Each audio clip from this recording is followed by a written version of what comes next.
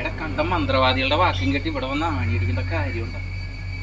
വേറൊന്നുമല്ല, കുറെ നാളായിട്ടില്ലേ ആ പ്രേതനെ പിന്തുടരുന്നുണ്ട്.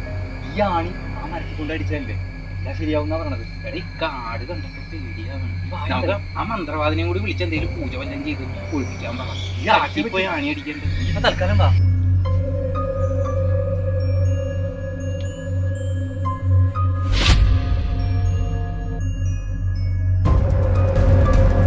ഇവരിതെവിടെ പോയി?